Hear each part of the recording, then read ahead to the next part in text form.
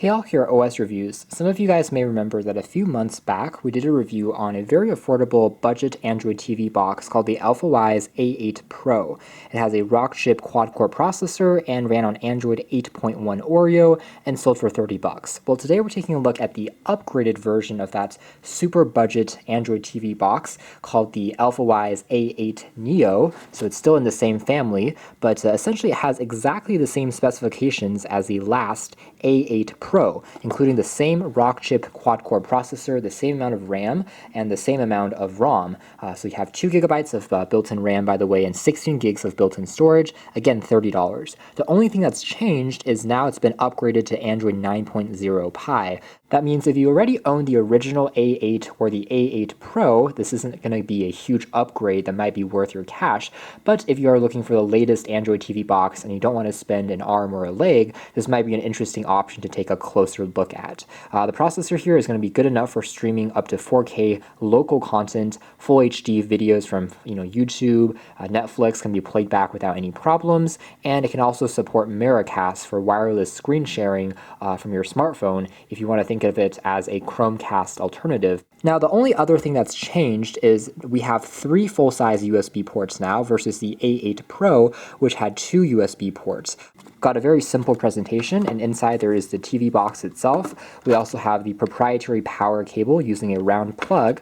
We get a free HDMI cable as part of the value, and there is the remote control. It's actually exactly the same remote as on the previous generation model and takes 2 AAA batteries and works as advertised. You can navigate the menu with it. It doesn't come with a gesture capability, so you can't use it like an Air remote, and it also doesn't have a built-in microphone for doing things like Google Voice Search. But as far as navigation is concerned, it works quite well. Taking a closer look at the design here, it is made out of a polycarbonate plastic, looks quite clean, and doesn't take up too much space on a desk. It is a little larger than, say, a Chromecast or a TV dongle or an Android TV stick, but overall similar to other small box units that we've seen. This one here is from Xiaomi, the Xiaomi Mi Box, which is a little bit smaller, but not dramatically. The weight of both are about the same, and here we have the I/O on the back, which includes a full-sized HDMI port, AV and optical if you want to plug it into better sounding speakers. We can also have Ethernet for wired internet connectivity if you don't want to rely on the dual band Wi-Fi,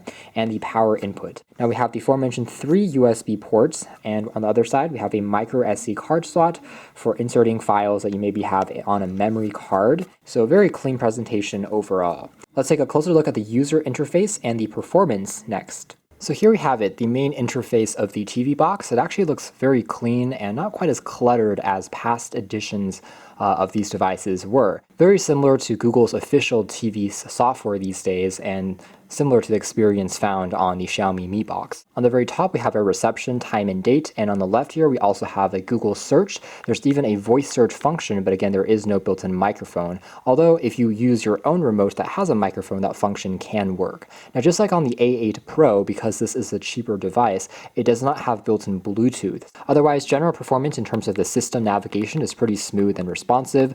Oversized icons are easy to navigate left and right using the remote control. So here are all the apps which are included by default. There's Wi-Fi display, which is very similar to Miracast, allows you to share, again, the display from your smartphone or tablet over to the TV box. We also have RKMC installed by default for things like sorting through TV shows, music files, and different content, again, that you may have loaded onto the device. So going back home again, as aforementioned, Netflix and YouTube are both installed by default if you do want to watch some quick video clips from there. We do have access to the full Google Play Store for installing any title, whether that's productivity, whether that's media, or some light games.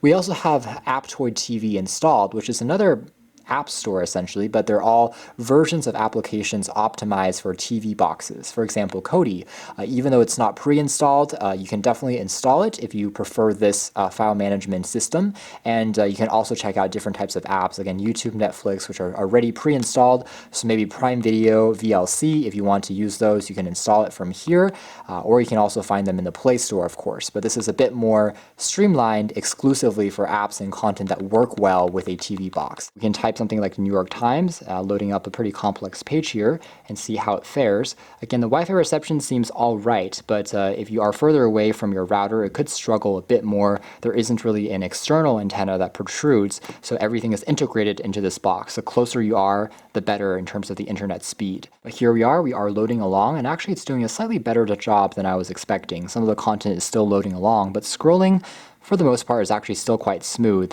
New York Times is a very complex page, lots of ads, video elements, and small text that it's been a traditional kind of rough benchmark for weaker hardware to see if it can be handled, and all in all, not doing too bad of a job here. A second tab that we have open is CNET, also a pretty complex page, but it's doing a decent job. Because it is using the latest Android 9.0 Pie, Google Assistant is baked in, so we do technically have support for the Smart Assistant to control things like your appliances, again, and using it for searching up different queries, and it should be able to respond. The software is capable, but again, there is no microphone built onto the box or to the remote, so you would need to use your own microphone if you do want to use it. Now, the YouTube app has also been optimized for the kind of TV experience. So just like other boxes that we've seen in the past, the interface is a lot easier to navigate using the remote. Tapping on one of our own videos here, you can see it takes a few seconds to buffer and then just plays back.